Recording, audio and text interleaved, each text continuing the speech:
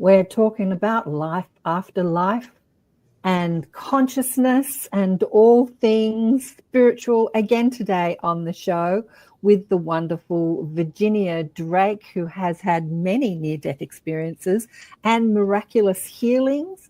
It's going to be a great show. Ginny and I have already had our podcast show. We've been chatting for about half an hour, and I said, you just have to repeat everything we've just said because she's been telling me great stories. So it's going to be a great show. Stay tuned. You got to accentuate the positive. Wow, I feel good. A little bit of feel good goes a long way. You're listening to Karen Swain, teacher of deliberate creation, accentuating the positive, showing you a way to a better life. Accentuating the positive, it's not just fad, it's sanity. Who in their right mind would accentuate anything else? Clap along if you feel like that's what you want to do.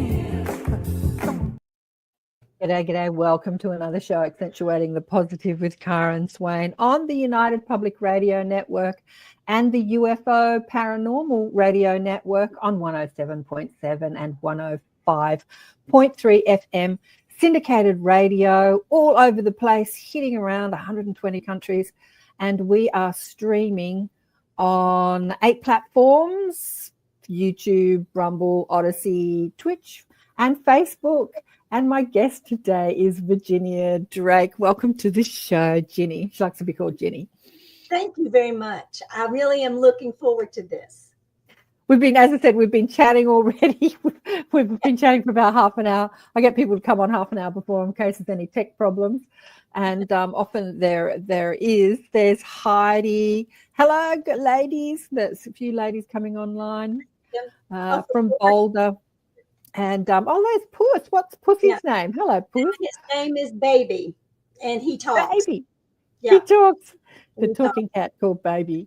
And Shirley from Southern Ontario, Canada. Ginny was saying to me, because we saw you online before there, Shirley, that she's got a lot of clients in Canada. We love Canada. I'll have to go one day. I've never been. Me either. But let me tell you a little bit about Ginny. So, Ginny, in 2098, Virginia Drake had a miraculous healing after a major heart attack and a near-death experience.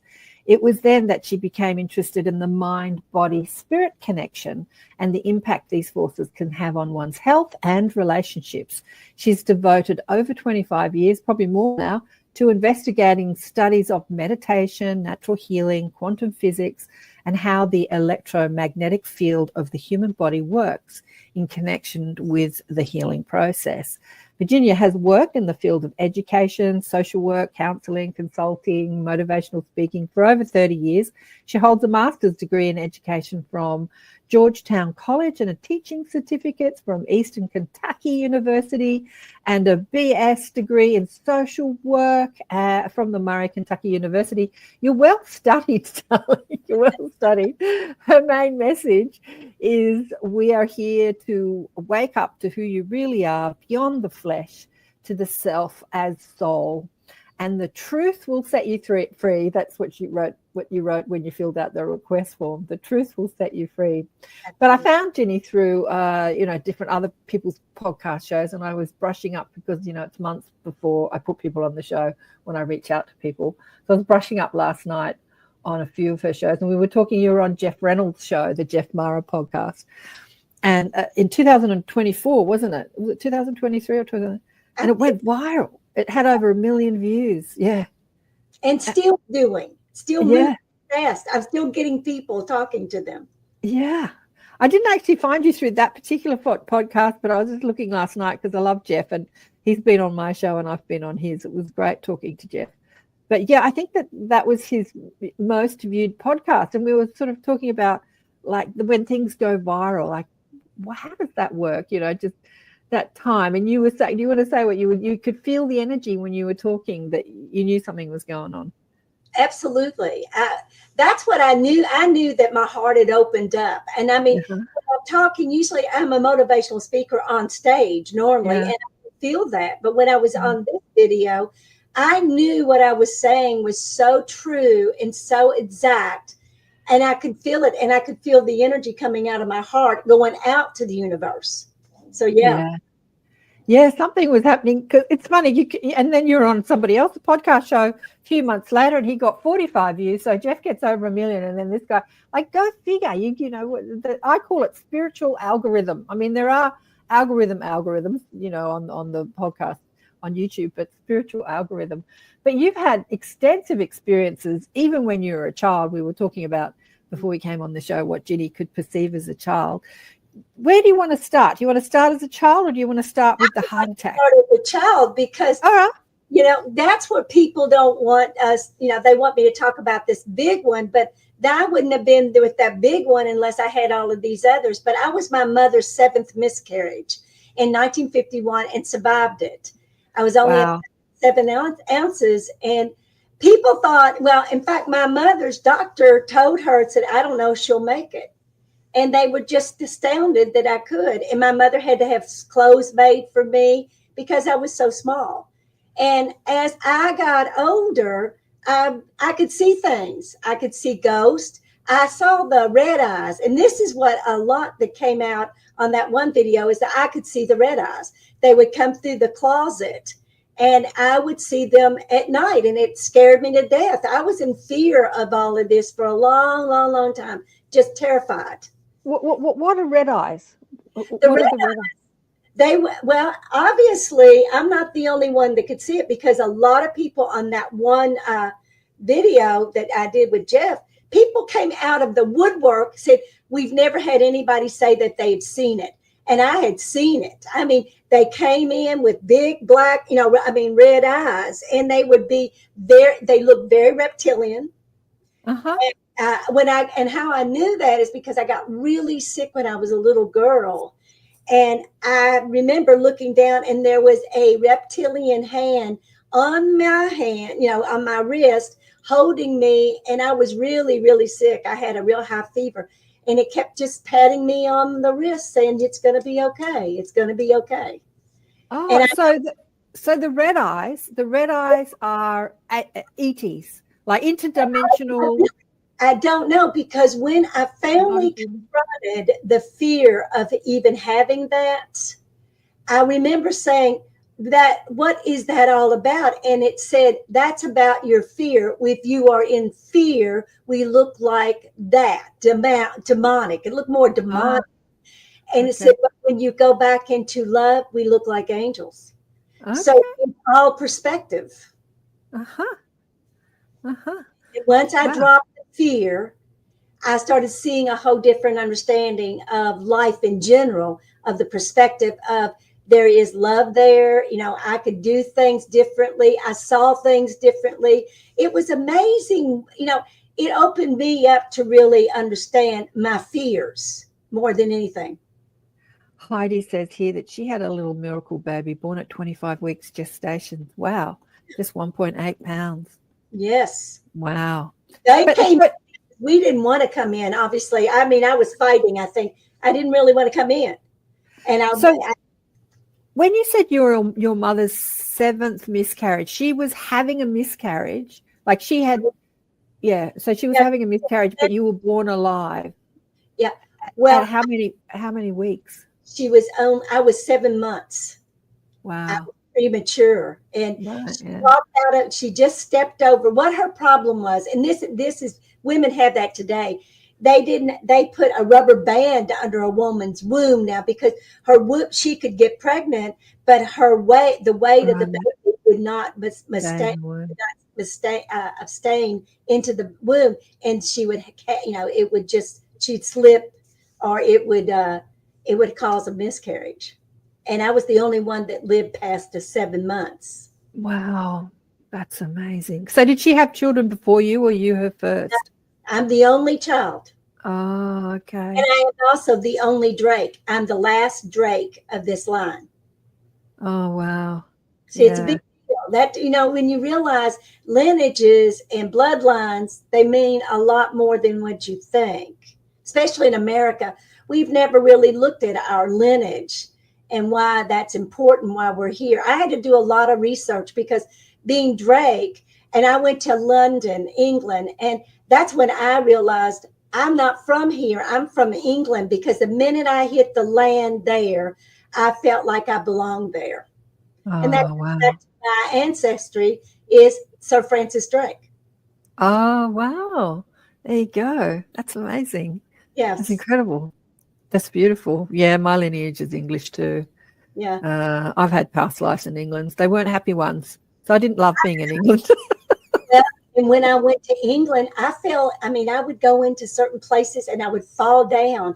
Now, my husband at the time, they all thought I was pretty crazy, because I would just go in and touch something or Egyptian. I went to an Egyptian place too, the British Museum, and I couldn't touch any of that stuff because it would just jar me to the very ends.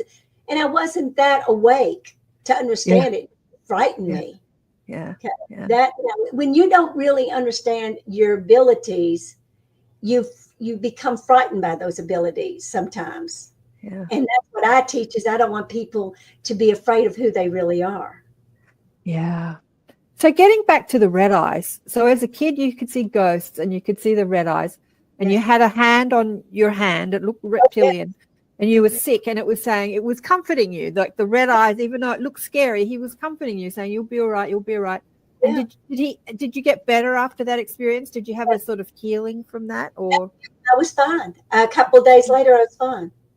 I mean, it was like the flu. It wasn't anything I was going to die, I don't think. But I was really, really sick. And I remember I had a really high, fever. But it came out of the closet, and I saw the door open up. And it walked right up to, and first it had like a hood, and I couldn't see. And when it raised up, I saw just nothing but the red eyes, and it scared me to death. I thought, this is it. But I've always believed that there was somebody underneath my bed. Always. As children, there are always ghosts or something under there. And I never, now that one, I wouldn't tell my mother. I was afraid she thought I was crazy. So, yeah. But she was scared. That's the thing. My mother was terrified. She was very intuitive. She was very, very attuned to a lot of but her fear was that. It was fearful. She told me never to tell anyone I could see ghosts or that I saw dead people. Then what she did is right here in my third eye, I had cancer that ran from this point to this point right through the third eye, because that's an oscillation point. That is where energy comes. And what I did is I closed it up because she scared me so bad. And at 42, I had cancer, skin cancer that ran all the way down. That's when I realized that I could do this. Sorry, but that's when you realized you were what, Doug? I said, that's when I realized, when I had my near-death experience, that's when I realized there's a lot more going on here, because I could feel the chakras when they would be in my body. I could feel those. And I knew that this was really here. There was energy there. So I was being closed down. And then when it came open, it was like, well, the near-death experience in 1998 opened me up wide. I mean, everything. Somebody made me aware of recently when babies are baptized in the church, they take the water and they put a cross on their third eye, and effectively they close down their third eye by crossing it. And I'm like, whoa, I'd never thought about that before. Yeah, I saw that somebody told me that. When they cross across the person's eye, when you cross your, close down your aura, close down your field. Yeah. But you were also telling me before we went live that you saw your father died when you were 16. Yes. And you saw his ghost. And I said, did you tell your mother? Do you want to share that story? I told her that because she was at work, and then she worked at night. So I was sitting here and I saw him walk from his bedroom because he had just died 2 weeks, I think week before or 2 weeks. And I saw him walk right across to the bathroom. And it shocked me so bad, because the only reason why I even caught it is there's a squeak in this, because I have this house now, and it would walk through, and it was like a squeaky, piece of wood on the floor, and you would hear him. He was heavier than we were. That's what brought me in to look at it, because I thought, that's Dad. And then I turned and I saw him walk through the bathroom, and I didn't come back out, but. Did he look at you? Did he look at you? When you No. saw him walk, he didn't. It could have been very well, because I had to learn a lot. That could have been a residual. Yes. Ghosts or live in residuals, because I Yeah. have cats that I have psychics that come in to work with me, and they'll see the two cats. I said, those are residuals. I know they're gone, but now I have another one that stays and will sit next to me. Yeah. And but that's a residual. It's not because they're, but now a lot of psychics would see my dad in the kitchen, and they said, there's a man standing in your kitchen. I said, oh, that's my dad. Or my mother. I have a lot of people that will fly in to meet me or stay with me for a weekend, and I teach them. And they are staying in my mother's bedroom, and she died in that bedroom. Okay. And so I don't tell anybody that, because if I did, they'll get scared. But most of them will wake up and they said, that was a real odd thing. But this, I felt like somebody was tucking me in. I said, oh, that's my mother. Mom will tuck you in. That's so cute. She would touch. My mother did this with all of us. She tucked us in really tight and keep us from being afraid. And I started laughing because I had, and also she turns on the light in the bedroom and turns it back off. Yeah. So, and I mean, people started saying that my light went off last night. I said, oh, well, that's my mother. Yeah. My daughter's grandmother died recently, and she was messing with my lights. She was haunting me, but she thought it was hilarious because she knew I could see. So she was pushing art of my daughter's off the wall in the middle of the night. Slam! A painting had fall off the wall. Actually, the night she died, that happened. And then she would mess with the lights. And I'm sitting in bed one night, and my lamp on the bed is like, it's almost like it was doing Morse code. It wasn't just flickering. It was like going, and I like, because we used to call her Bubby Ninny. She was 100. I said, is that you, Bubby, messing with my lights again? She's hilarious. She just had so much fun. She stopped after a while, but when she first died, she thought it was so great to haunt me, or at least haunt somebody that, wouldn't be scared, but it was so funny. But my mother, what she did is we had a big house on a farm, and we had a smoke alarm that kept going off. And I kept telling my husband, I said, you need to get that fixed. So he went up there, and there was no batteries in it. So immediately I said to him, I said, let's go check the house, because my mother's trying to tell us. So we checked everything. I kept thinking, was there going to be a fire or anything? Right. Nothing happened. But when he came out of there, he pulled, was sitting in a ladder, and he said, there's no batteries in this. And we heard it for like a week and a half. Wow. He'd go, beep, beep, beep, beep, beep, and then it would stop. And I said, you need to get those batteries. And when he saw that, he kind of got almost shaky about it. He said, Jenny, there is no batteries in there. That happened to me too, Jenny. My dad's cousin lived in New Zealand. She was in her 90s, but a couple of years before she died, her husband died. And we were sitting in one room, and in the other room was an old television. We upgraded her television, and we had put the old television in this other room, and it came on. And I said, that'll be Bert, her husband. And I went over to the television, and I held up the plug. I said, it's not even plugged into the wall. It came on. The television came on. But anyway, we're going to get to your near-death experience in 1998 in a minute. But what was I going to say? The question I want to ask you. So your mum was scared of all this. You were psychic. You saw ghosts and red-eyed people. And she was scared of all this. After she crossed over, did you have a conversation with her about all this? Yes. Oh, my gosh. My mother and I always, it was oil and vinegar. It never matched, because she was very much protective. And I understand it more now than I ever as being a mother. I wasn't a mother at that time. She was so afraid that something was going to happen to me. So she was very, very safe to make sure I did everything right. And I did not do this, or I did not. She just was terrified if anything was going to happen to me. And one night after she died, I was meditating is what I was doing. And I have her rocking chair that I loved, that rocking chair. And we would sit with her, and she would sit in that chair. And one day I was just doing a meditation. I said, you need to go get lemon oil, and you need to really oil that rocking chair. And I thought, oh, that's cool. That's what I should do. And so I went and got the stuff, and I was just, really cleaning it up and doing the things I needed to do with it. And I felt somebody come through the veil, or it's like a veil, like it's like the curtain opens and you Yes. feel like they walk in. Yes. She came up right behind my back, and I heard her whisper, and she said, "Can you forgive me?"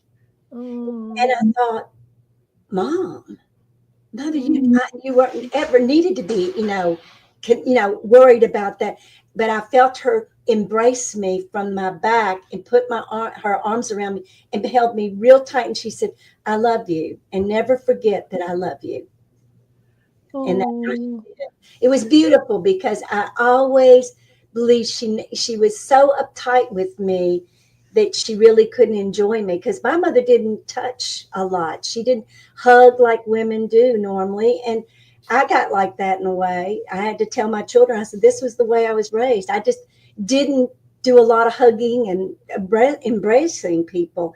And that's after that I did. I realized how important that was. And she did. She said, "Please forgive me." Oh, that's such a beautiful story. That makes me cry. So she was basically saying not forgive her because she was an awful person, but forgive her for not believing in who you are and for being scared. Yeah, well, I think she was tough on me. I don't regret it now. I look at the way I am now at 74. I am the way I am because of my mother. Because my father died when I was 16. And she was tough. I'm going to tell you, she was a tough lady. But I do not regret it now. I really am blessed that I had my mother. And when she put her arms around me, and I mean, you know what I'm talking about, Karen. When you feel them, it's not like being flesh with them. It was a oneness thing, and you could feel her. And she's come back before.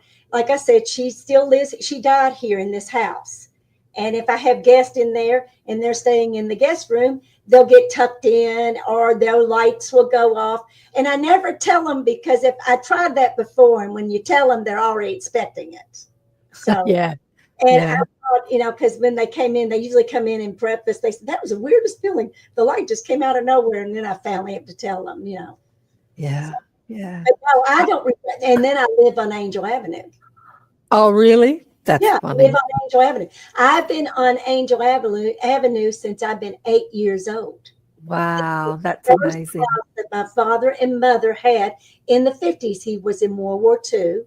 And now my dad shows up, but he doesn't talk. But you can see, he will meet you. I mean, like I said, psychics used to come over and visit me and talk to me, and we would work together, and they would see him in the kitchen. They'd see him in the kitchen, and he doesn't talk. Have you ever sort of said, like, let's have a chat, Dad? Heidi says here, I've had that experience of being held, such a loving, supportive, unconditional love. It's a feeling I'll never forget. Yeah, it is. It makes you change. Your perspective changes very radically for that. Yeah. You realize there's more to it. Have you never tried to have like a two-way conversation where he's talking back to you with Dad on the other side? Well, no. My grandmother came back, but my father was kind of real close to the vest. And I think that's one reason. He's probably having to take time to really, because you don't have time over there. What do you mean close to the vest? What does that mean, close to the vest? Close to the vest, that's an American slogan thing. It means that he's real close. He doesn't like to talk about a lot of things. Oh, I see. I gotcha. Real close to himself. So he was very private. And when you're private, even when you cross over, you still have that same characterization that you haven't let go when you cross over. And he's been gone for a long time, since 1968. But I see him in my mind's eye a lot. Yeah.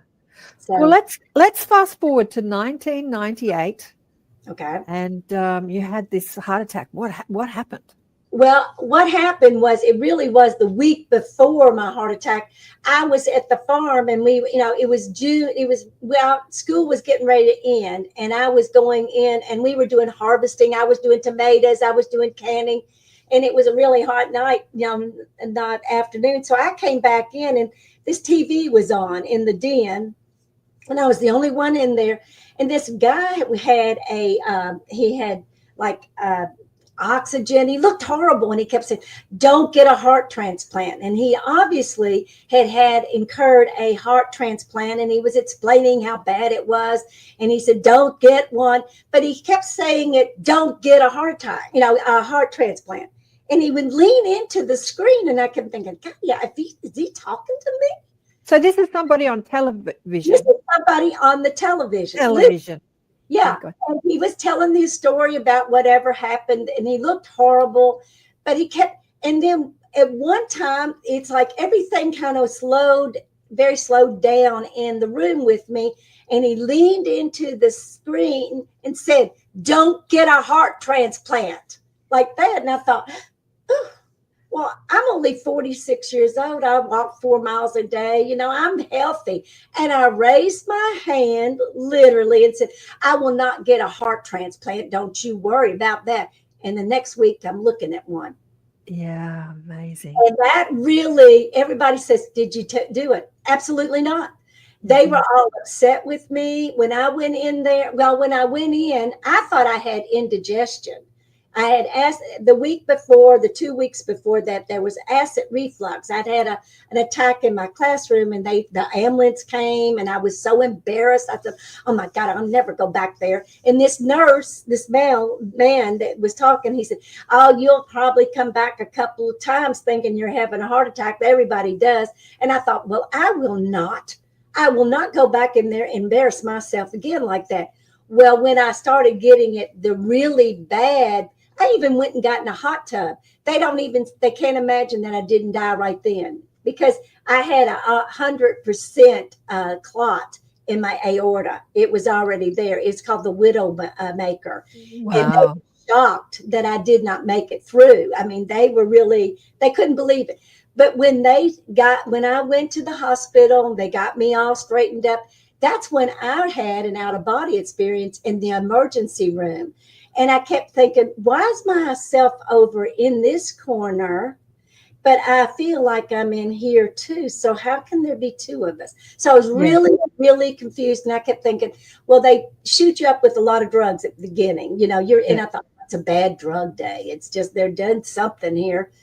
And then the next thing I did, I came down into my body, and I was viewing everything in the ER through my solar plexus. And I kept saying in my mind, that doesn't work. I can't talk. I can't speak, or I can't see in my solar plexus. How can I see this? But I was seeing everything. It was just like as clear as a bell. And I thought and then I was just totally confused. I thought, I'm just confused. They've got too many drugs. And then the next thing I get in, and they were popping me into the ambulance. And I heard the ambulance driver, as they were pushing me in, he said, "She's not going to make it." And I thought, I am so mad at him. He should never talk to me like that. And I mean, I thought, because I'm thinking, but I was out of body. That's why I hear him. So as I get pushed in, I was really upset because there was no lights in there. Well, what happened is when I went in there, and I went out of body again through the ambulance, but I could be riding right next to the ambulance you can't do that. I cannot be riding next to the ambulance and still be in the ambulance. I was totally confused because I never thought I'd had an out of body experience before, but I had many, but I just didn't know what they were. Yeah. So I remember thinking, now I'm really having a hard time with all of this. And I felt like I'm just driving right along by it. I could think that does not work. So the next thing, I feel like I've got this big pool, like I had a ponytail on the top of my head, and it jerked me, and I went up. Literally, I went up and sat in a chair. I knew I was in a chair, but I didn't see a chair. I didn't have a body, but I knew I had a body sitting in that chair. And then there was 12 people in white robes and a hood, and they had a rope around them. I knew it was gold. I don't know how to tell you. I knew it. I just knew it. And that was the 12, angels, whatever you want to call them. Your council. Your team, your 12 spiritual council. Mm-hmm. They were telling me, but they never said anything because I never saw their mouth. I never saw their face, but I knew they were talking. But they would talk, but they also be like a choir talking, or they'd be a one voice, but they're all talking at the same thing. And it would be like, how does that work? How can you be talking to them all at the same time, but you could hear them talking? Yeah. It and I felt like I was in some kind of spaceship first, because I could see the novels. I was a scientist, so I knew all about the sky, the stars, and how that worked. And I kept saying, oh my gosh, and look at that over there. And they would just laugh. And I think, are they laughing at me? Are they laughing at me?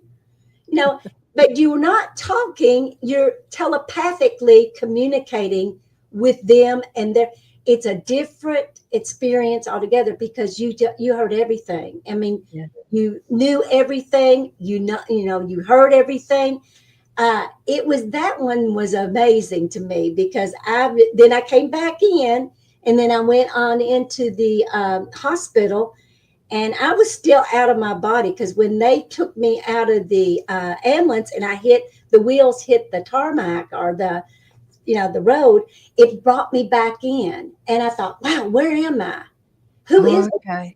And so I'm driving through the hospital, and I remember laying down, and it was just like ER, the series ER, how they have a patient, and they're running them down through the hallways. And I thought, this is just like ER. This is just like ER. And you're having a whole different understanding, but I couldn't talk. The pain was so horrible that I couldn't talk anymore. And my friends, my co-workers, my teachers that I worked with, they all met me up there. Now, my husband was going to get the children, my sons, and they came in, and they were trying to ask me what was going on, and I couldn't hardly talk. So we talked like yes or no. And I did it with my eyes, like one pulled together was yes, and two was no. And they'd ask me questions like that. And I was terrified. That time I was terrified. I thought, this is it. This is the last people I'm going to ever. And I mean, I can still get really teary out about it. I thought, and I won't even get to see my children. I knew something was really, really bad, but I didn't know what. They said I had a heart attack, but you don't register. That's what I tell ER nurses that call me and everything. I said, you're out of body. So I couldn't understand exactly what they were saying. So when I went into the into the operation, that's where I met my doctor. And he had his gloves, and the nurses were all talking to me, and they'd already doped me up pretty good by then. And I remember he bent down. He did not have his surgery outfit on or anything like that. So he just came in, and he was doing his gloves, and he was talking to me. And then I remember he leaned down, and he lost his pen out of his pocket. And I thought, that is really weird. I see that. And then when I got into it, because they don't put you out, because they had to go into it was a heart cath. So it had to go in, and they had to, that was somewhat awake. And I remember thinking, I left my body, obviously, and I went underneath the table, and I said, well, there's the pen.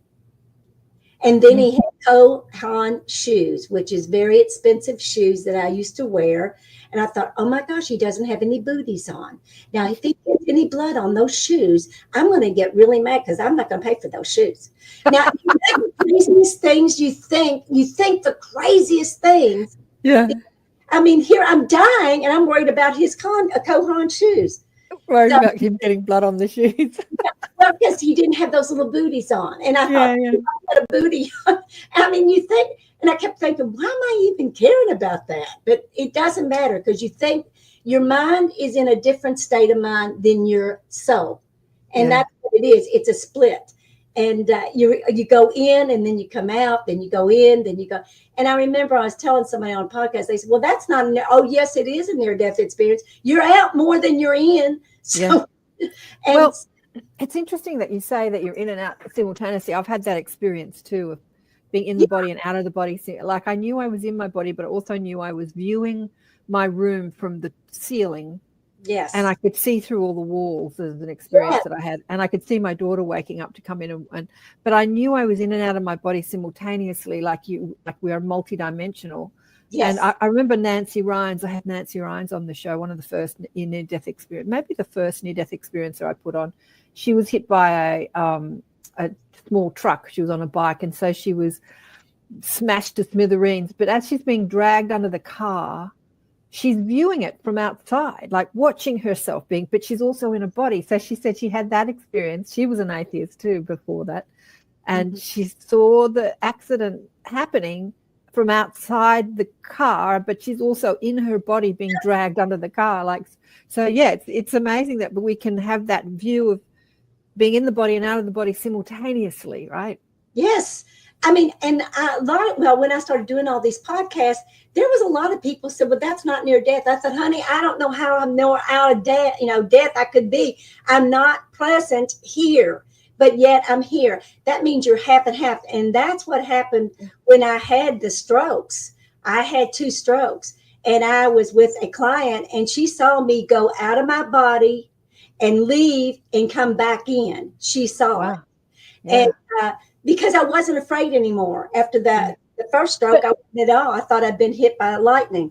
And I mean, before we get to the strokes, Carol Ann says that Ethereal podcast, she's had that happen to her too, very impactful. But before we get to the strokes, when you were out of the body, when you're in the ambulance and you went up and you met your council of 12, did you say it was 12 people with the gold?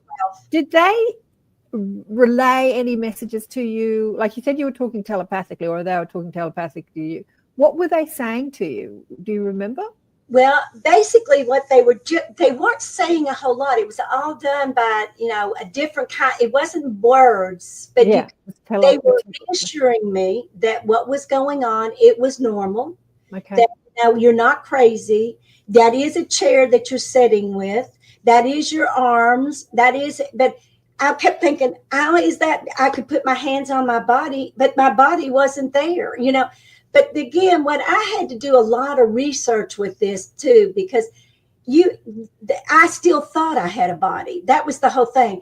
You think you have a body, you really don't, because you have never really been left that body or even, associated that. So you just knew mentally that there was a body there. There was never a body there. That was my consciousness. But it made me, and the 12 council, that they were trying to reassure me that you're not crazy, that this is really happening to you. So don't be frightened. And they were kind of giving me, but they didn't say it like that. They weren't saying it like words. You just had an understanding what they were saying. So they were relaying messages of love and support and reassurance.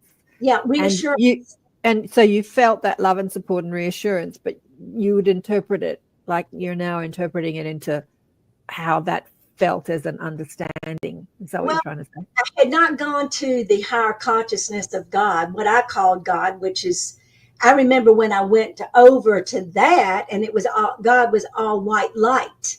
When I walked out of that section of the 12 council, I walked out and went out even further out, and then there was a beautiful light. I mean, pure white. It was it's not a light you're going to see here on earth. It was a pure light, and it was the most loving kindness. There's no words. You can't even describe those words because they don't exist here, that you could explain what God really was. It was the most amazing thing. You walk out and you think, I'm so loved. Yeah. And when I came back into my body, I remember coming in, I come back in after my experience with it. And that's when it really happened. I was sitting in there, and there was a woman in the ER, not at the ER, we were in there together. She was older, and there was just a little, like a sheet between us. I mean, because we were with the major, all these nurses were in there with me, and because they thought I was going to die. That's what I assumed, that they didn't think I was going to make it. But also at 46 years old, most of those nurses were at my age or less. You could see their faces every time they would come in there that I had this heart attack, and you could see how they would feel about it. Now, the lady that was with me or in there with me, she was older. She was in the process of dying. But in that process, when I was in there with her, I remember I was just so confused. I was exhausted. I was very exhausted. And I remember looking in the corner of that hospital room, and it was like a little bitty pin light in the corner. And I thought, wow, I wonder what that is. And the next thing as I focused on it, it got bigger and it got bigger. And the next thing I know, it was bigger than the room, bigger than the hospital. And I looked up and I could see 6th floor. I knew I was on the 3rd floor. I did hear that. And I thought, my God, it's on the 6th floor. And it's bigger. It was a giant. It was Archangel Michael. And he came down onto me and he said, it's time for you to wake up. And he was very firm and very strong. And I thought they're supposed to, and I remember laying down, oh my God, I thought they're supposed to be nice. I thought they're supposed to be nice. You know, you have all these misconceptions of what you think you're seeing. And then this group of angels that came in, and I couldn't hear a word they were saying, but I could see their mouth. And they just were going around my room, there's no way they could have done that, because there was a boundary between me and that lady, and there was no wall, but they were going right around. And they were talking to me, but I didn't understand a word they're saying because they were talking so fast, or the vibration wouldn't match. That's the only thing I could. And the next thing I know, then Archangel Michael is outside of the room, past the window, going, you can do this. You can do this. And I thought, what am I doing? And then the light, the whole room would flash out with real different light. And it went off and on all night. And then in the middle of all of this, I think it was about 3 or 4 in the morning, and there was a man that came in. I assumed it was her son. And when I was listening to him, because I was listening to him talking to her, but I was also listening to this that was going on. So, but he sounded like the National Geographic narrator. Now, you got to remember, I was a teacher. So the Learning Channel, all of these narrators are pretty much the same. And that's exactly who that man sounded like. And I thought, oh my gosh, he's a National Geographic narrator? Oh, surely not. You're really thinking this is crazy, bad drugs. I didn't know what to do, but I kept thinking, okay, just keep yourself together. You got one more, light will come forward and you'll figure it out. So the lady did die. I think they picked her up about 4:00 that night, or that morning. Yeah. And the nurse came in, and it was that, if you lived in a hospital ever bit, it was going to be 6:00. They're going to throw a cold wash rag on you, and I remember I looked at the nurse and I said, did the lady, pass? And she said, yes. I said, that was the weirdest thing. She said, what? And I said, that sounded just like the National Geographic narrator. She said, it was. That was her son. He just flew in from California. Oh. And, and he worked for National Geographic, did he? He was the real narrator. Oh, wow. Yeah, that's how they knew. This is what I'm saying. The universe knew that I would not believe any of that unless I had a true understanding that somebody was on the other side over there, because that was real. I knew that was real. I knew that when that nurse told me that that's who he was, it was like everything just opened up, because I knew I heard that and I had this happen. So it had to be real. Oh, I see. So you heard what was like happening in physical reality, but you were also hearing and seeing what was happening in another realm or in spiritual reality. Let me ask you, when she crossed over, the lady that you were sharing the hospital room with, did you see her, perceive her at all? No, when she was crossing. I was probably most likely not to see her. I was so overwhelmed by what was really going on that but the thing that I needed to know is it was real. Right. What really went on with Archangel Michael, even if he went outside to the window outside, or the lights that are going on, angels are coming in, that was really happening. So I was in the metaphysics of it all, or supernatural, and I was in the natural world of reality that I thought was a reality. Yeah. the higher consciousness of myself said she won't believe it because I was too much of a scientist. Yes. Yeah. Mm-hmm. And I thought, because even though I had profound experiences and really amazing things, I still didn't believe it too much because I thought I was crazy. Yeah. Think of how many of us have these experiences, especially children when they're telling you something. Because I had one of my clients was only 7 years old because they were going to take her to a psychiatrist. And if it hadn't been for a dear client that I had, she said, do not do that. Take them to Jenny. And we sat down and I talked to that little girl. And she said, she was telling everybody she could see their auras. She could see everything. And I said, you can't tell them that because everybody was so upset with her. The teachers were afraid of her. Can you imagine? See, there's how long ago was that? Oh, she's probably now about 20. Yeah, this was a while ago. Yeah, because her parents were so scared because what happened to her is we had that tsunami that killed a whole lot of the people. They went straight through her room. They went through her room and she directed them to the light. Hang on. I'm confused. When the tsunami came, whose they went through? The little girl? But the little girl, she was they would hear her talking in her bedroom. You can go now. Go on. It's okay. And she's directing. I see. So the people that died, she was directing them to the light. The people that died in the tsunami. Okay, I gotcha. And she was telling them where to go. Okay. Because her mom and dad thought she's losing it. And I had to tell her, I said, you can do whatever you need to do, honey, but you can't go tell your girlfriends and your friends that their aura is off. Because she was so, oh my gosh, she was so wonderful. But they were going to put her on drugs. And our psychiatrist would have put her on drugs, and we would never see that little girl. Yeah. I worked with her to teach her, and I do a lot now still with students especially if they've had problems and they're disrupted. I find out most of the time they're very, very awake and they're very aware what's going on in schools. So when you ground them and teach them the environment of who they are, they change. Yeah. In schools. Yes. That's all I want to do is help them. I had Kai Dickens on the show a couple of weeks ago, the producer of the telepathy tapes. Have you been watching that? All the nonverbal kids on the spectrum who are all telepathic, and just like that little girl that you're talking about. Yeah.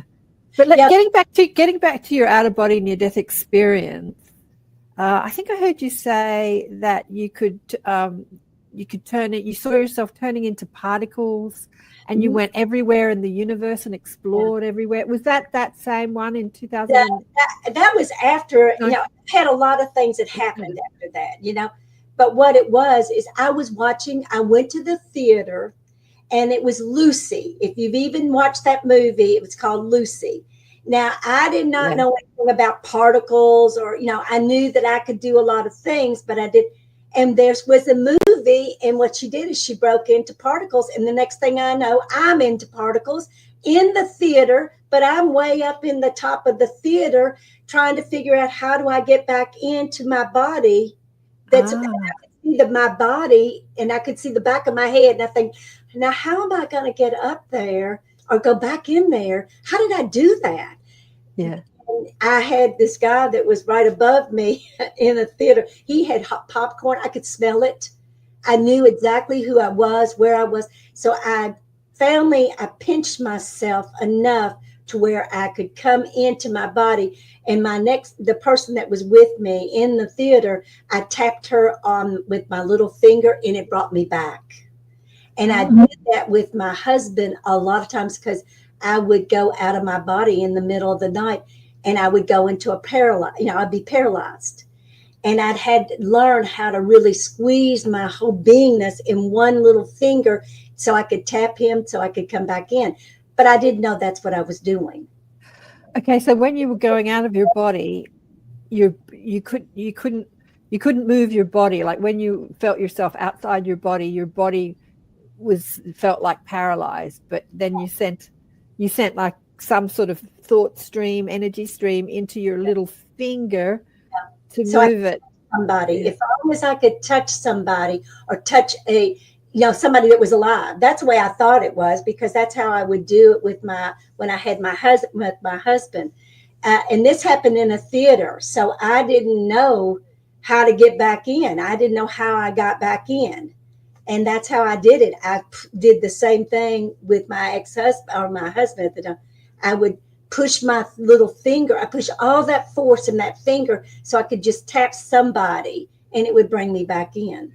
That's so interesting. I've heard many people talk about when they have their out-of-body near-death experiences, that even Preston Dennett says this too, who's an expert astral traveler, that as soon as he would think about the body would literally pull him back in, and it was harder to stay out than it was to stay in.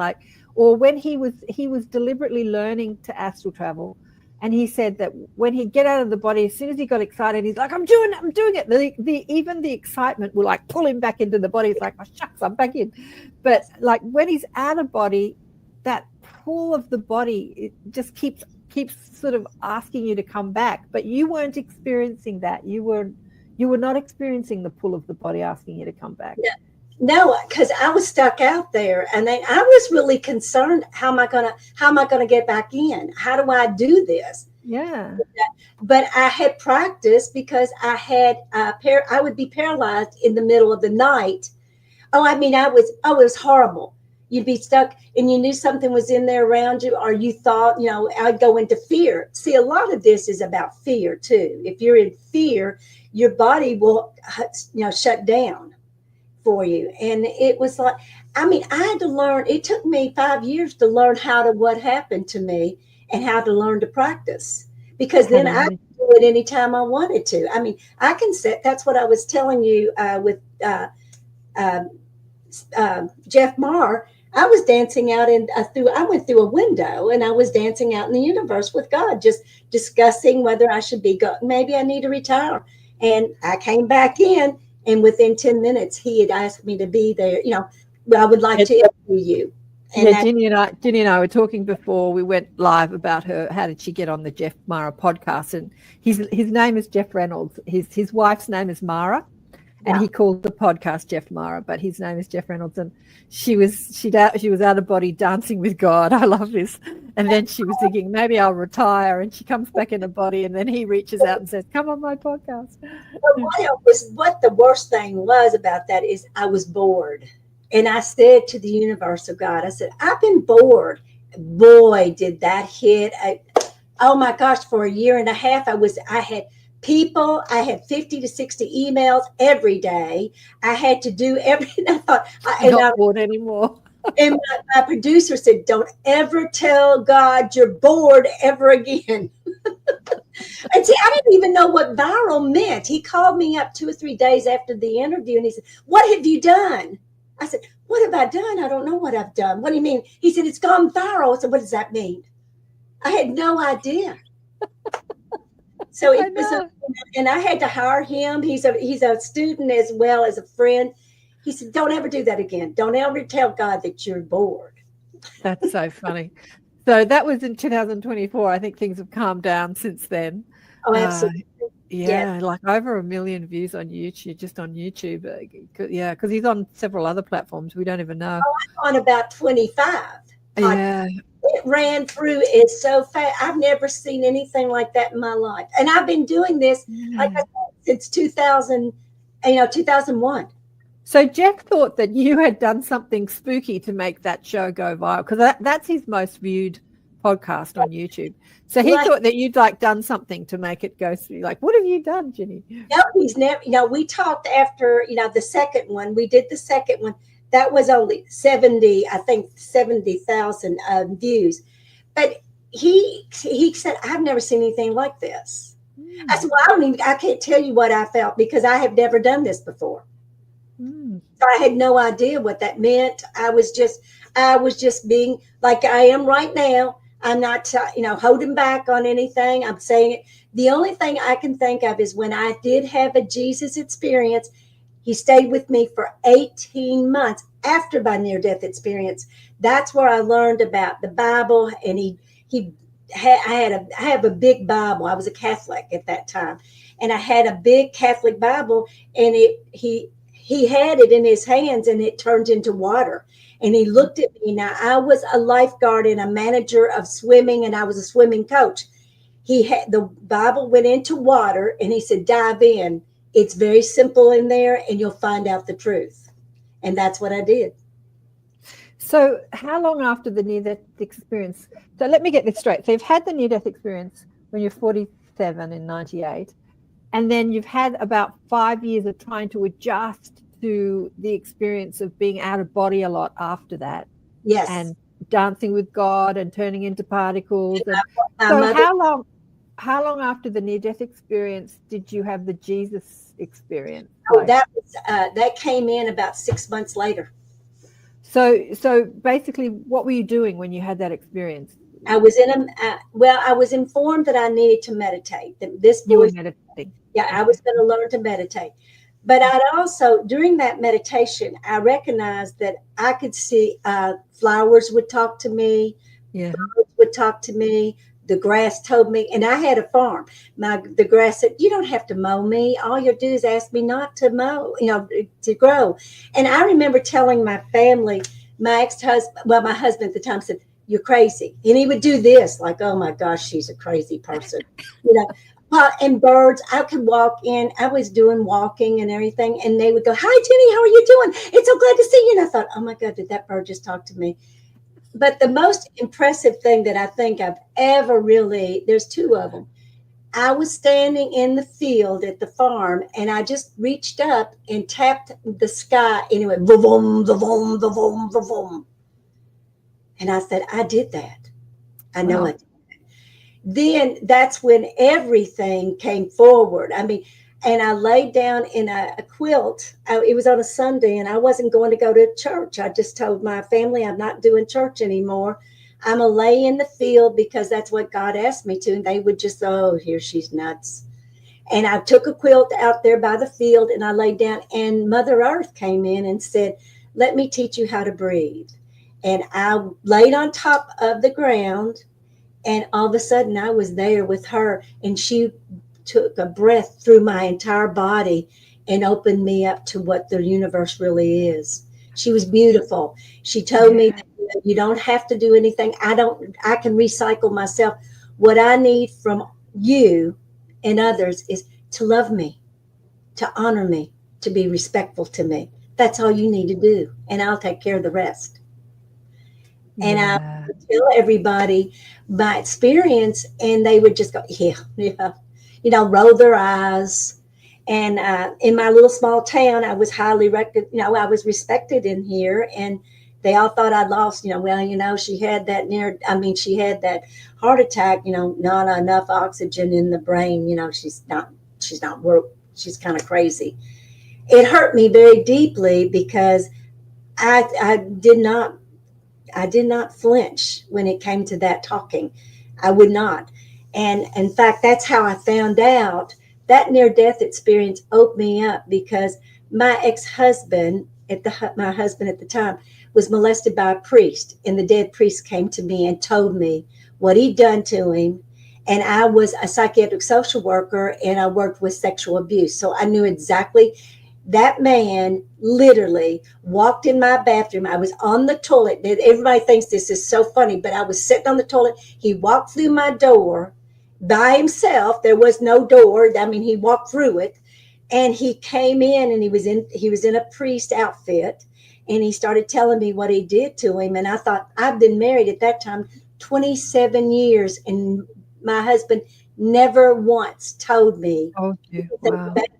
So I was afraid to tell him, because they all thought I was pretty crazy already, talking about the grass, talking to the flowers. The flowers would sing for me, and I would go outside and they would sing for me. And I mean, they thought I was really whacked. And my sons today, one of them does. He thinks I'm really lying, but no, there's two worlds that are going on. And this is what I try to explain to people. There are two worlds, the supernatural world and the world that we think is reality. It's not.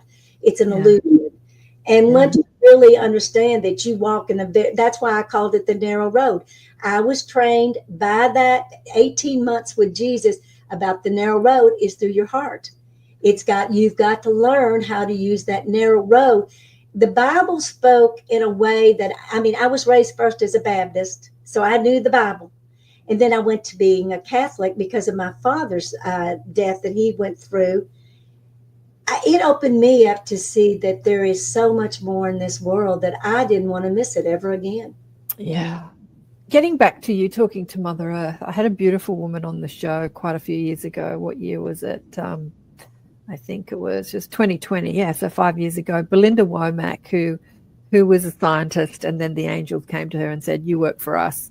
And so she talks about the 12 archangels. There's many more, but she talks about the 12. And she said Mother Gaia, Mother Earth is one of them. She said that the consciousness of Earth is one of the archangels. And so when you were relaying that story of Mother Earth talking to you and breathing, she said the same to me recently, Ginny, that such synchronicity.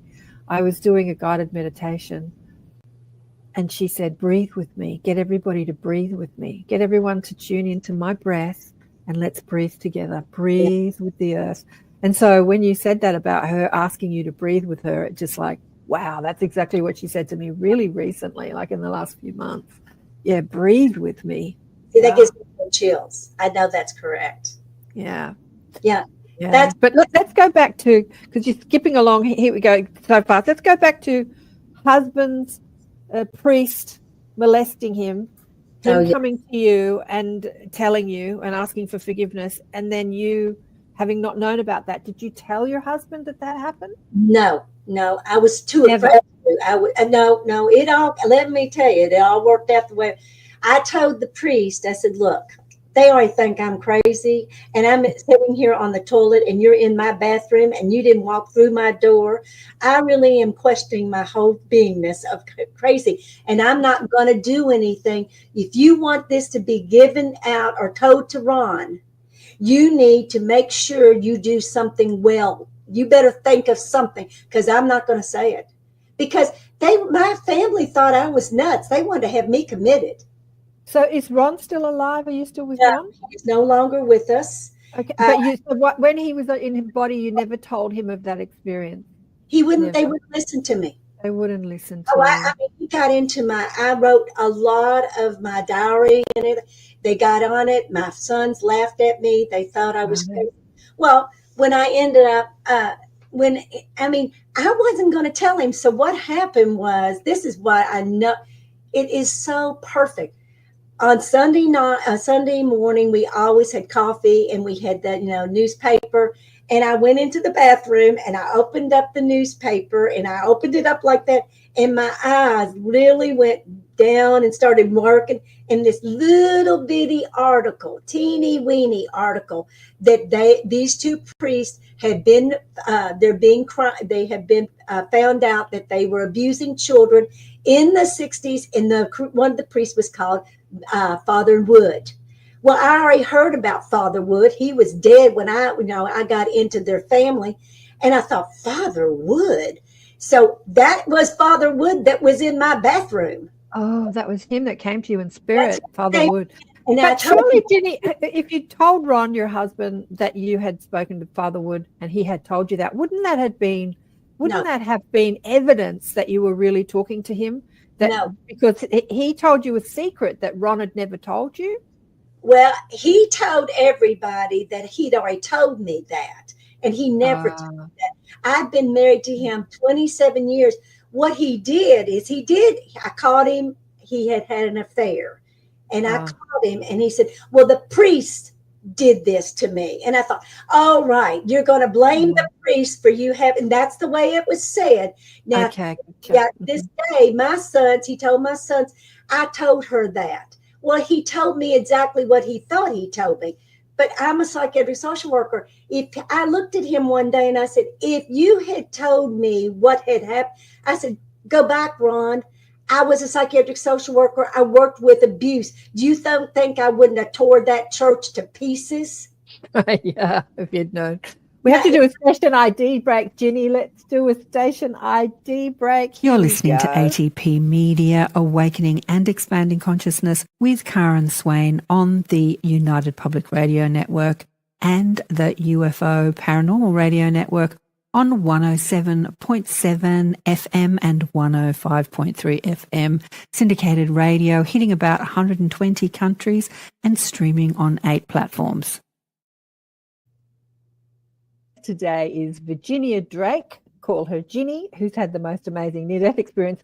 I think the near-death experience is just, one point in the amazing life that you've led. But because you were already talking to ghosts and seeing beings with red eyes before that. And then after that, it cracked you open even wider, didn't it, Ginny? And you started talking to the plants and the animals and Mother Earth, and you're out of your body all the time seeing stuff. Wow, have you put this in a book? Have you got a book, Ginny? Everybody says that, but I want to tell you, I was told I was never to write a book. Oh, why? Because the way I get it is my clients, my friends, they'll write that book after I've gone. They'll write that book after you're gone. I have a lot of people. It was just very clear, you're not to write this book. I am the book. So they want me to talk to them and make them feel what that is. And I thought, okay, that's fine with me. And I was an English teacher so I was a debater. I taught children how to debate and how to get on stage and everything. I was doing all of that. So no, I have no qualms of ever saying that, because I'm going to follow what I've been told. And since I followed that voice, I haven't had any problems ever. So in one of your out-of-body experiences after you had the NDE, you were exploring the universe. I think I heard you say this on another. I had a woman, she's one of the authors in my book. Her name was Yvonne Ballard. She changed her name to Naya, but she's since left the body. And so years ago, I put her on the show and she talked about this too. She said she was a nurse, and when she was out of body, when she died, she was it felt like years, but she said she was just exploring the universe. She could go into the nucleus of an atom, or she could pull back and see the multiverse. She could visit all the different realms, like the heaven realms and the hell realms, all the thought form realms, astral realms. And you did that too, similar thing, didn't you? I stayed my first 3 years out of the NDE. I lived out in the universe most of the time. And I remember when my soul came and got me and said, you need to come back here. And I said, I'm not going back. I'm not. Now, somebody said, how is that possible? Yes, I was living in this world, but I was not in this world. I was out in the universe and dancing at the different planets. And I was going, oh my gosh, look at that. I remember I was a star. I saw that I was a star, and I did fall here. And it said, you were a star and you came here from a star. And I thought, gosh, that's great. Now, how am I going to tell people that? And then I just started talking about everything that I had learned. And I got on a stage, and I stood in my room, this house after I had my divorce after 5 years. I came back to my house here, and one day I was just standing up, and I said, it's time. And I just stood up, raised my hand up, and I said, I'm ready to speak for you. And the next week I had my first speaking engagement for $1,000. Wow. Where was that? That was when I was here. I've been here almost 25 years here. Here? Where's here? You're talking about here. In Versailles, Kentucky. And I'm in Kentucky. Let me ask you, who employed you to speak for? I don't know. I've been doing this for 30 years, and no one's ever paid me for a speaking gig, because to speak about this stuff, do you know what I mean? Like, you speak about more normal stuff, they'll pay you. But it was my divorce attorney's wife who just got a new job with the government, state government, and she needed a motivational speaker, and she's been working with me. She called me up and she said, are you ready to do motivational speaking? And I said, absolutely. And that week I made that point. I said, I'm ready to speak for you. Boom, I had it. So, but you weren't speaking about your near-death experience. You were speaking more about uplifting people, like motivation. Tell them about how I did that one was one day. I had 4 weeks to really, practice this, and I was driving in the car because being a teacher, you're a motivational speaker anyway. 24 hours a day with anybody like that. Yeah. So I was looking at, and this song came in, "Ain't No Mountain High Enough," and that came in with what was it? She was a black lady that sang it, but it's a really neat song. And so they said, my higher self literally said, that is the song you're going to walk into. And I thought, okay, I don't even know. So that's how I never did anything. I never wrote a script. I did not do anything. I would go up and spirit would speak through me and tell everybody what they needed to know. Yeah, that's beautiful. It is, because I mean, that first one, I had a lapel mic, and I went into the bathroom. I went into the bathroom and I was talking to the window. I didn't know it was still on. So they heard me speaking about peeing and everything else. That was my first big event. And we laughed so hard. So when I came in, Spirit said, you're not going to go to the front. You'll come from the back. And I thought, and I had these people said, you got to go up there on the stage. I said, no. I'm supposed to come from the back and go forward.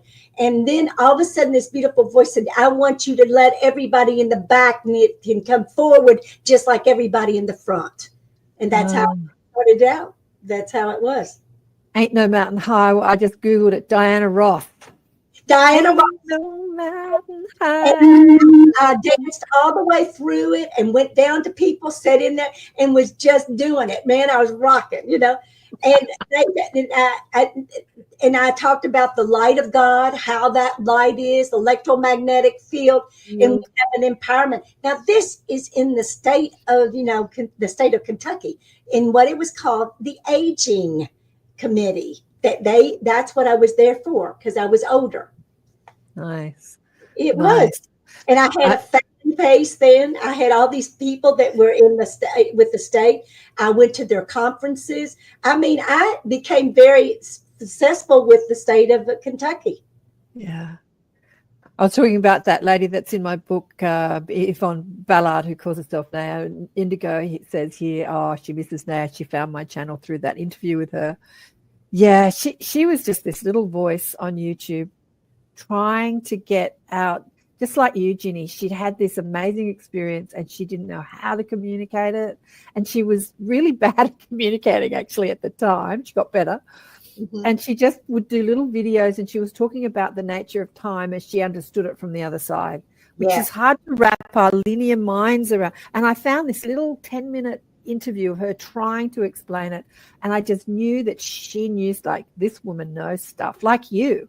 Like, she had been, she had the memory of just exploring the universe and knowing who we are beyond our physical selves. And I don't care, and I want to thank you, because it's so nice to be able to talk to somebody that's been around. A lot of these podcasters, they just wanted to hear the near-death experience, but they didn't understand the richness of what I was teaching and what I was saying. Because if you've never had that experience, it's like, I understand, Yeah, exactly. I don't understand. I mean, it's the biggest thing in my entire life, and I've done some amazing things at 74, but this was the biggest event at the age of 46 to all of a sudden go blam, and you get the wall and you say, I think I know everything. Yeah. And it's not what it is here. Right. And that really upset a lot of people, because I walked out of my business. I was told, you need to quit your job, and I did that day. What were you doing at the time? I was a teacher.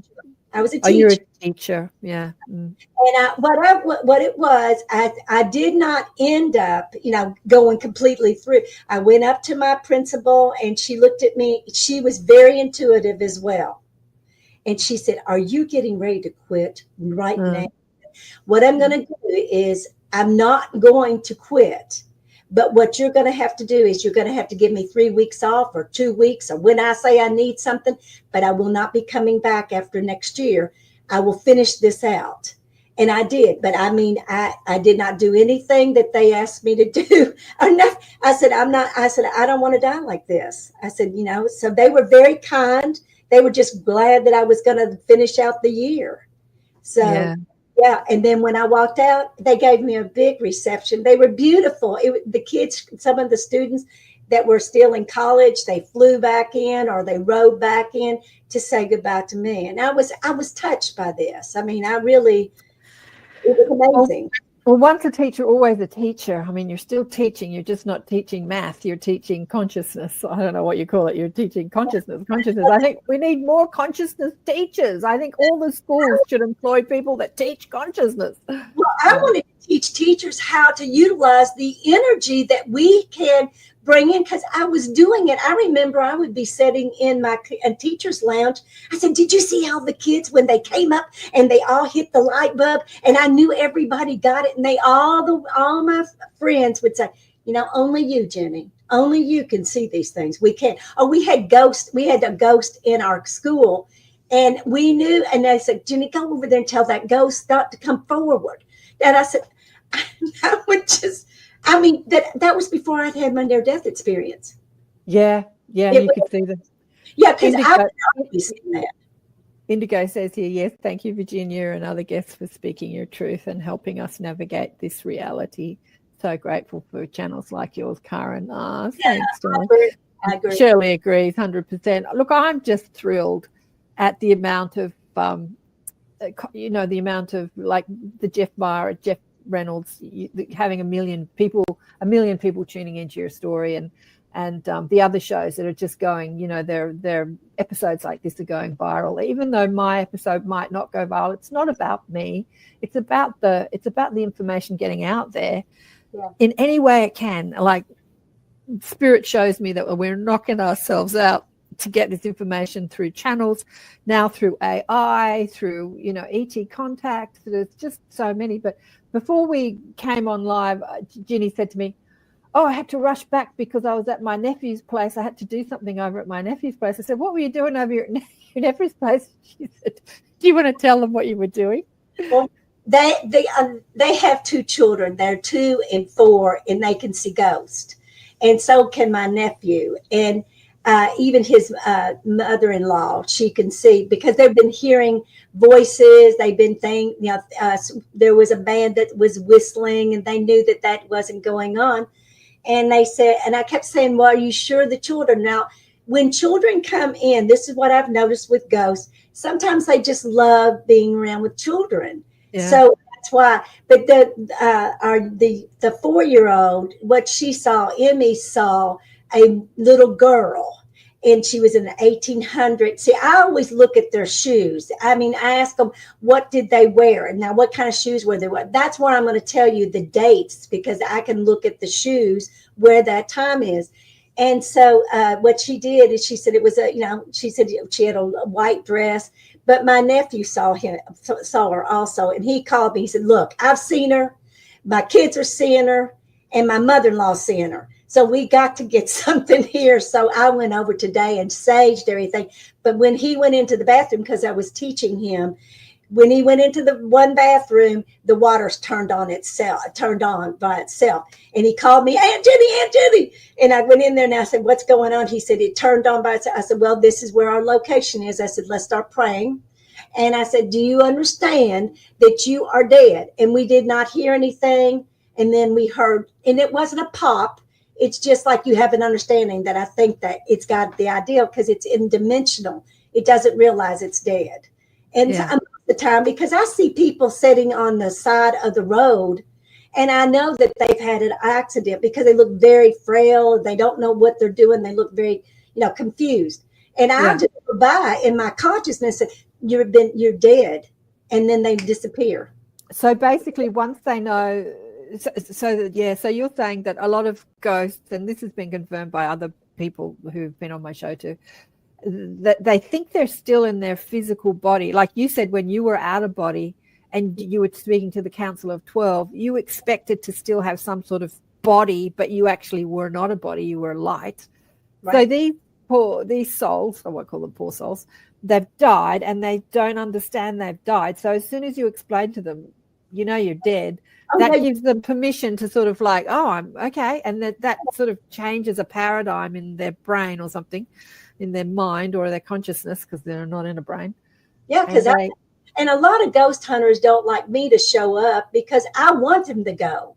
I've gone to the battlefields of the worst battlefields, and I see them raising up from the earth, and they're bloody and everything. I said, do you realize that you're not in this time zone anymore? Right. And And I mean, these are soldiers, and they'll look at me and they go, "Whoop," they're gone. They're gone. Right. Yeah. A lot of Interesting. those hunters don't like that because they want to play with them. I don't want them to play with them. I want them to go home so they can get reviewed, whatever they need to go through, so they can, if they got to come back, they can come back. This is a longer conversation, but we've only got about 10 minutes left. But you talked about the residual, like there are ghosts, so there are parts of, like a soul, part of the soul that has left the body that doesn't understand it's dead, so it needs to cross over. But there are also people that often see what is called ghosts, like you said you saw, I think it was your father. They're like memory, it's like thought form, it's memory and form that a psychic or a sensitive can tap into, but they're actually not sort of people that are stuck in the denser astral planes. They're just memory. It's like memory that you can see, right? Yes. What did you call it? Residual? Residual. It's a residual. Yeah. Because my cats are still here, but they're residuals. Because when I have psychics, they'll say, did you have a black cat? I said, yes, but that's a residual. And then the cat I have now, Baby, I trained him to be energetic. Now I had another one named Miss Tina, and Miss Tina was good. She was a healer. They would ask for her, is Miss Tina in? And you would hear her pop up off the bed, and she would go in and do all of this, and then she would tell me their crown is out, this is out, and then she just pop out and go back. Yeah, cool.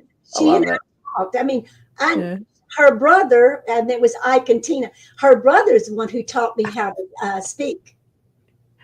Speak to the animals, speak to the cat.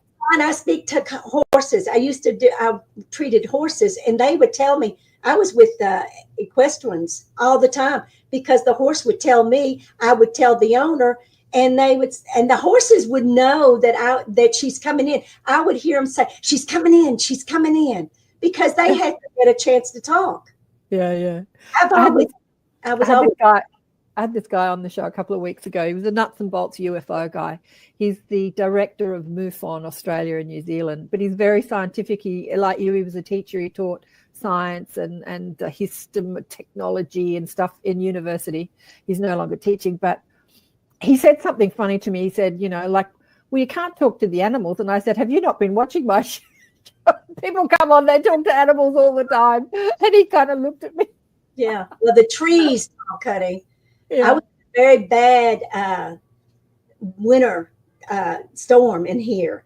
And that tree and I, that my mother planted 60-something years ago, that tree and I held up the wires so nobody would get electrical, we would get electricity. That tree talks. The grass talks. Everything. I've got plants in here that talk, and I bring people in to learn how that works, because they're better communications than humans are, because we got too many words, and we can say things that doesn't make the same, doesn't make sense. Yeah. But when you're talking telepathically, you never, if they're lying, and there's no such thing as lying in that. I think it was Bashar, Darryl Anker, who channels an ET called Bashar. I think he coined the phrase. He calls it telepathy. And when I first heard that, because I speak telepathically to spirit and dead people and all sorts of it is an empathy. It's like telepathy. It's not like you're just hearing words in your head. You're feeling, like you said, when you were with the council, you feel everything. It's like your whole body receives the information. Like your cells know. Yeah, it's like it's hard to even describe it. There's no language. That's not a language. That is a feeling of that rings every cell in your body. Mm-hmm. Yeah, it's especially when you go into particles, because I have clients that have been here and I've disappeared in front of them. Wow. I had a man who flew all the way in from Chicago. He said, "I've heard you can, you can disappear." He said, "Do it." And I did. And he went, "Holy shit, it works." Oh, I want to see that, Ginny. I had a guy years ago when I was hosting events like this on a Monday night who said he was an ET. He said he could do that too. And he came to my house and I had a little group there. He said that he could disappear. He could merge into the wall. And he didn't actually do it. Well, I didn't see it. He asked me to turn the dimmer down so low that you could hardly see him. And I'm thinking, oh, come on. But he said he could do it. I'm sure he could do it, but I didn't see it. He said, yeah, emerge into the wall. What does Carol Ann say here? Ethereal encounters unveiled.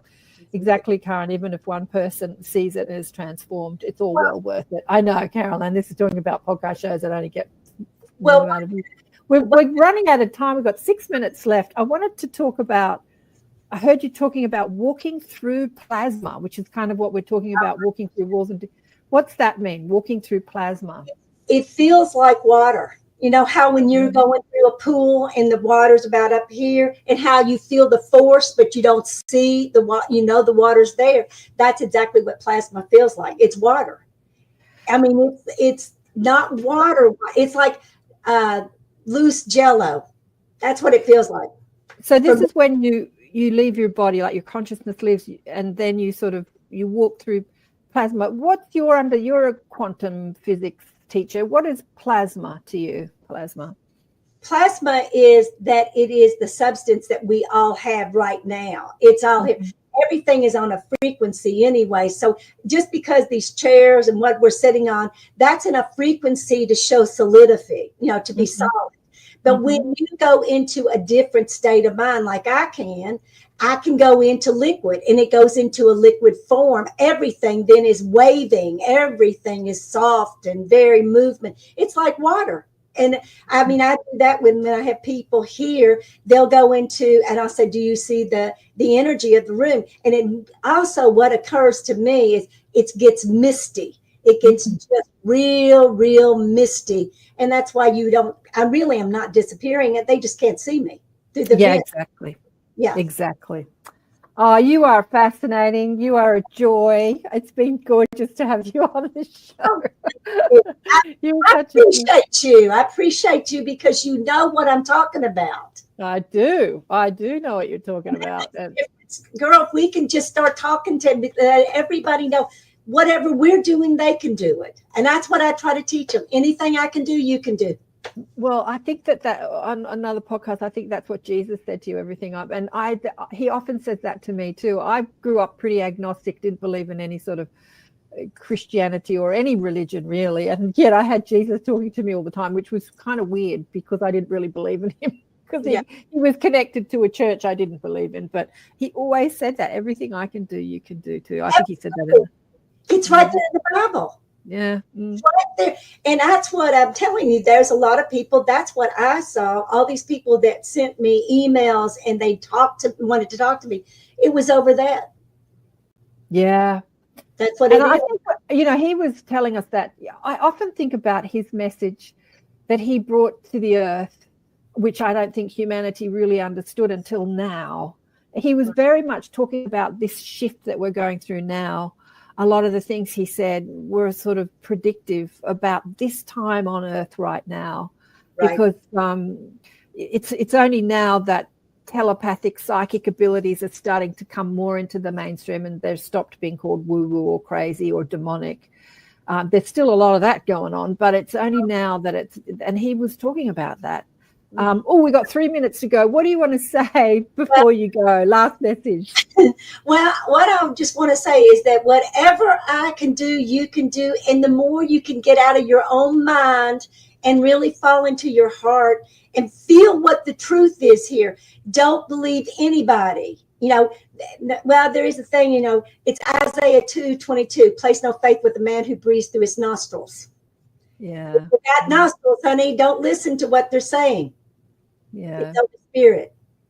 Anything Ginny can do, anything anyone on the podcast can do, we can do. Absolutely. I don't think, this is one of my messages too. Being psychic is not being special or gifted or demonic. No. It's being human. It's just being human. You can develop it. Ginny actually asked me before we went on, I said, have you got any questions for me? And she starts interviewing me. How did you get into this? And were you psychic as a kid? And I said, not that I was aware of, but I wanted to develop it. And so I did. And I think that anyone can develop their psychic abilities. And, that's what the whole upgrade in DNA that a lot of healers talk about is about bringing all those abilities back online and the ability to leave your body at will and to understand who we are as energetic beings. It's where we're going. It's where we're going. That's it. It's been such a pleasure and a joy. Thank you so much for being on the show, Ginny. Oh, I enjoyed you tremendously. Thank you. And thanks for everybody that's been on the chat, all the gorgeous girls. Wonderful. What did Indigo say here? Lots of synchronicities confirming puzzle pieces here. Thanks, darling. And Shirley and Heidi. Thanks for being here, Virginia. Thank you for all the luscious ladies that were joining our chat. Sean Kelly's coming up on the United Public Radio Network and the UFO Paranormal Radio Network with what's Sean's Into the Night is Sean's show coming up. And thanks again for joining us, and we'll see you again next week. Who have I got on the show next week? Can I bring up the calendar? I haven't got it in front of me. But remember on Wednesdays at 6 p.m. Eastern Time, Kristen's coming on. We're doing a Q&A, so get your questions ready. Des de Zuckerman's coming up next week, who's somebody who can see auras and she understands the human energy field. She's a healer and a teacher. She's amazing, coming up next week. But Thursday morning in Australia, Wednesday is our new show called Elevate Consciousness with Carol Ann and Kristen. Kristen's coming on. We're going to answer your questions. So I look forward to seeing you all again too. Big love to you, Ginny. Bye for now. Thanks, everybody.